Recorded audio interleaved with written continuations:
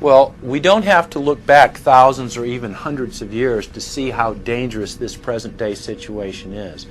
We can look back to Bolshevik Russia. We can see the takeover by the Bolsheviks talking about the people's revolution, talking about the positive change. And Lenin came in and then Stalin.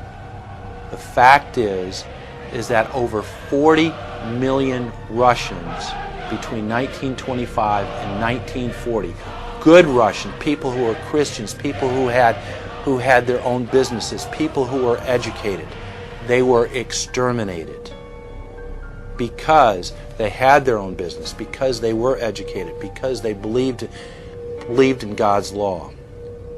We can look over at Germany. Germany was in a very, very terrible economic situation, and this very charismatic leader called Adolf Hitler comes in. He makes the roads good, and he promises a better life for the people. And within 10 years, you see a completely nationalized, centralized, dictatorial situation where millions and millions of people were exterminated. And then we can go to Maoist China.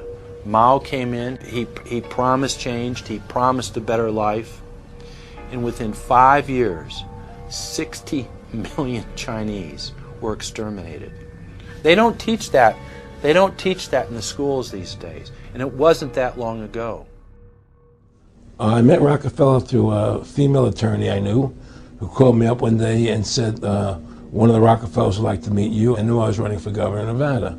So sure, I'd love to meet him. And I met him and I liked him, and he was a very, very smart man. And we used to talk and share ideas and thoughts. And he's the one who told me 11 months before 9/11 ever happened that there was going to be an event. Never told me what the event was going to be, but there was going to be an event, and out of that event, we were going to invade Afghanistan to run pipelines from the Caspian Sea. We were going to invade Iraq, to take over the oil fields, establish a base in the Middle East, and make it all part of the New World Order. And we'd go after Chavez in Venezuela. And sure enough, later 9/11 happened, and I remember he was telling me how you're going to see soldiers looking in caves for people in Afghanistan and Pakistan and all these places, and there's going to be this war on terror, of which there's no real enemy, and the whole thing is a giant hoax, but it's a way for the government to take over the American people. Look, this whole war on terror is a fraud. It's a farce. It's very difficult to say it out loud because people are intimidated against saying it. Because if you say it, they want to make you into a nutcase. The truth has to come out. That's why I'm doing this interview.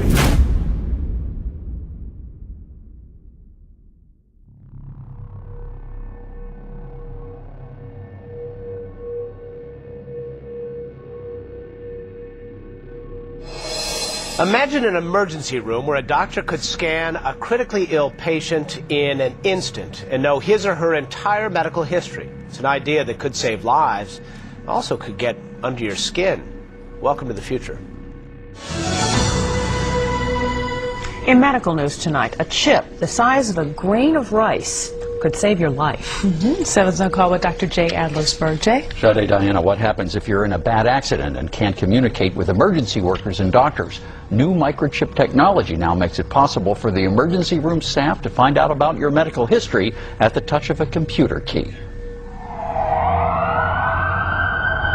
In an emergency room, a split-second decision can mean the difference between life and death. So many emergency physicians have to operate blind. A wave of his digitally enhanced hand and security doors magically open. Only he can operate his phone, and only if he holds it in the hand fitted with a chip. Okay, but... Okay, so wait. So it's really true. So what this means is that becomes my first superpower. I really want this superpower. It means that my arms are like wires, my hands are like alligator clips. When I touch my phone, my computer, my door, my car, I'm authenticated in. First superpower. Like, I want that.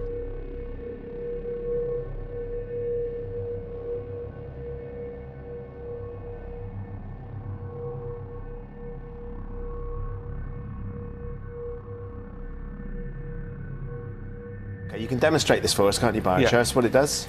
So your phone's locked at the minute. Yeah, so it's got a big padlock on it. Yeah. Okay.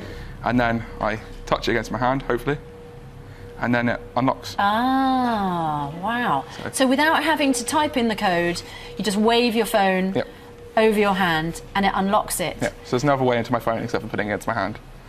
So you don't have a code anymore on your phone? Nope. What happens if that breaks? You can't get in your phone? It's probably not going to break, hopefully. Why? Because I wanted to be part of technology.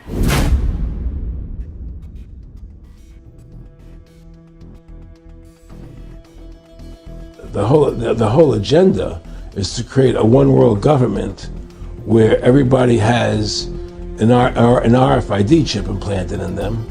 All money is to be in those chips, right? There'll be no more cash. And this is given me straight from Rockefeller himself. This is what they want to accomplish. And all money will be in your chips. Okay. Ready? Yep. Buy a new chip. It's ready. Authorizing. Ready for use?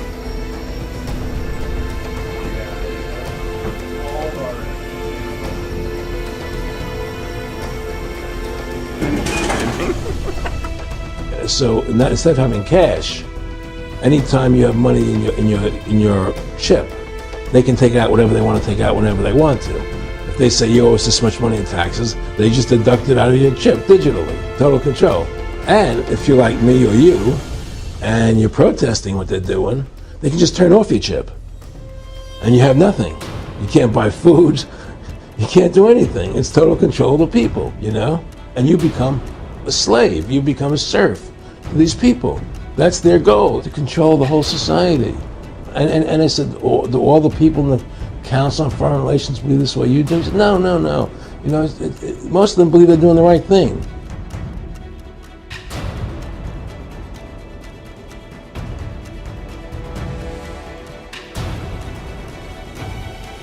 People all over the world are implanting these into their wrists.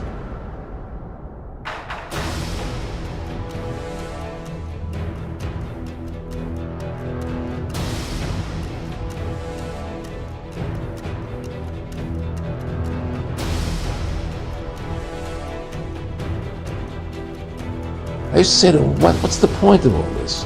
You have all the money in the world you need. You have all the power you need. What's the point? You know, what's the end goal? And he said the end goal is to get everybody chipped.